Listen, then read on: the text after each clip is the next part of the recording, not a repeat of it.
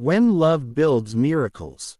A father's unbreakable promise. The autumn sun cast long shadows across the suburban neighborhood as Sarah Mitchell stood in her garage, her hands trembling as she covered her face. The silver sedan before her, once a symbol of independence and joy, now felt like a monument to her deepest fears. Through her fingers, tears streamed down her cheeks, each drop carrying the weight of a mother's helpless anguish. Across the driveway, a scene unfolded that would have broken anyone's heart. James Mitchell, still wearing his work apron from the carpentry shop, knelt beside his 3-year-old daughter, Emma. The little girl wore leg braces that extended from her ankles to her thighs, metal and plastic supports that had become as much a part of her as her infectious giggle and sparkling blue eyes. With careful, measured steps, she walked toward her father, her small hands gripping his calloused fingers with determined strength. This wasn't just any afternoon. This was the culmination of 18 months of tears, prayers, sleepless nights, and a father's promise that had seemed impossible to keep. The day everything changed. It had been a Tuesday morning in March, unremarkable in every way except for what it would come to mean. Sarah had been driving Emma to daycare, singing along to nursery rhymes on the radio. The intersection was clear, or so she thought.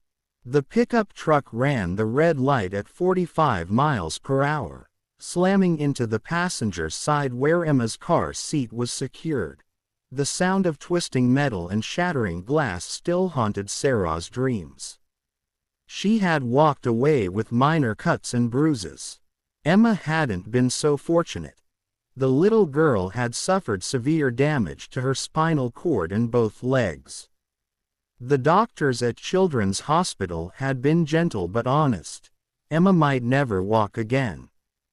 The trauma to her developing nervous system was extensive. Even with the best physical therapy and medical intervention, the prognosis was uncertain at best. James had held his daughter's tiny hand in the intensive care unit, watching machines breathe for her, monitor her heartbeat, pump fluids and medications into her small body.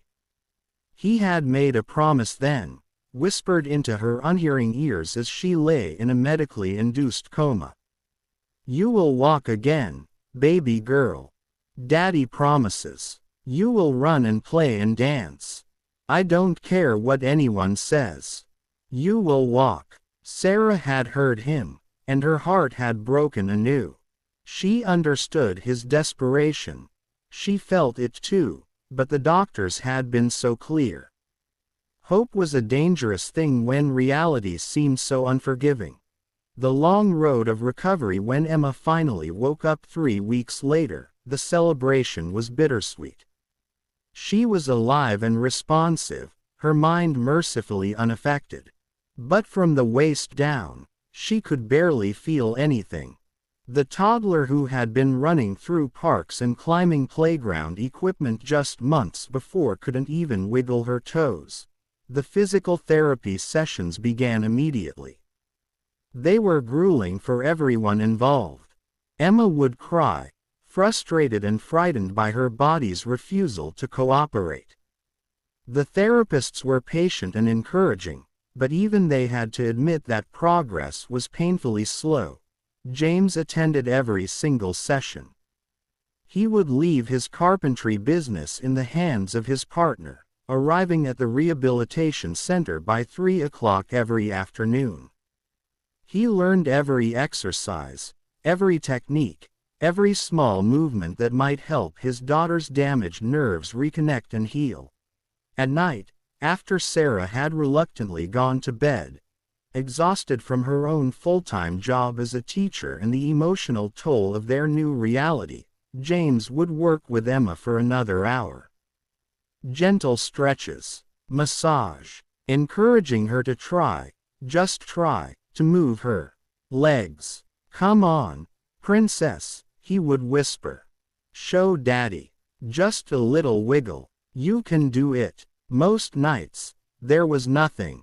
Emma would fall asleep in his arms, and James would carry her to bed, fighting back his own tears of frustration and fear. The toll on a marriage. The accident didn't just shatter bones and damage nerves. It fractured the Mitchell family in ways that weren't visible on any X-ray or MRI. Sarah and James, who had been college sweethearts and best friends for 15 years, found themselves drifting apart. They loved each other desperately, but grief and stress have a way of making people speak different languages even when they're using the same words. Sarah had chosen to accept the doctor's assessments. It wasn't giving up, she told herself, it was being realistic. It was protecting her heart from the devastating disappointment of false hope. She focused on making Emma's life as full and happy as possible within her new limitations. She researched adaptive equipment, connected with support groups for parents of children with disabilities, and began planning for a future that accommodated wheelchairs and accessibility requirements. James wouldn't accept that future. To him, acceptance felt like betrayal. Every time Sarah brought home brochures for specialized wheelchairs or talked about modifications to their home, he saw it as giving up on their daughter. "She's going to walk," he would insist, his jaw set in that stubborn way Sarah had once found endearing. "James, we have to be realistic," Sarah would reply, her voice weary with repeated arguments. "The doctors said." "I don't care what the doctors said. She's our daughter. She's a fighter. We can't just accept this." "I'm not accepting it. I'm dealing with it. There's a difference. We need to prepare for number. I won't prepare for her to be in a wheelchair for the rest of her life. I can't." These conversations always ended the same way, with silence, distance, and both of them lying awake on opposite sides of the bed, alone with their thoughts and fears. A father's obsession. As months passed, James's determination evolved into something that worried Sarah deeply. He wasn't just hopeful, he was obsessed. He spent hours on the internet every night, researching experimental treatments, new therapies, miracle recoveries from similar injuries. He contacted specialists across the country, begging for second opinions, third opinions, any opinion that might offer a different prognosis. He found a controversial treatment program in Arizona that claimed remarkable results with spinal cord injuries in children. It was expensive, $30,000 out of pocket, and not covered by insurance. The medical community was skeptical. But James was convinced. "We have to try," he pleaded with Sarah. "If there's even a chance. We can't afford it, James. We've already gone through most of our savings. The hospital bills, I'll take out a loan. I'll work extra jobs. I don't care. How can we not try?" Sarah had looked at him then, really looked at him, and seen a man possessed. He had lost weight. His eyes were red-rimmed from lack of sleep. He was killing himself with this crusade. "Because," she said quietly, "what happens to Emma when we've spent every penny we have, exhausted ourselves completely, and she still can't walk? Who takes care of her then? Who pays for her actual needs?" James had no answer to that. He had walked out of the house and didn't come back until after midnight, but he didn't give up. He picked up additional carpentry jobs, working weekends and late into the nights. He sold his prized vintage motorcycle, a restoration project he'd worked on for 5 years. He borrowed money from his brother. And he paid for the Arizona program. Sarah went along with it, not because she believed in it, but because she didn't know how to reach her husband anymore.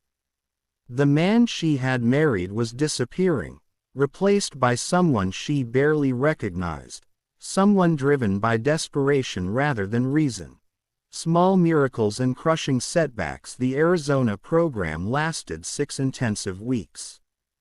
James took leave from his business to be there with Emma full-time.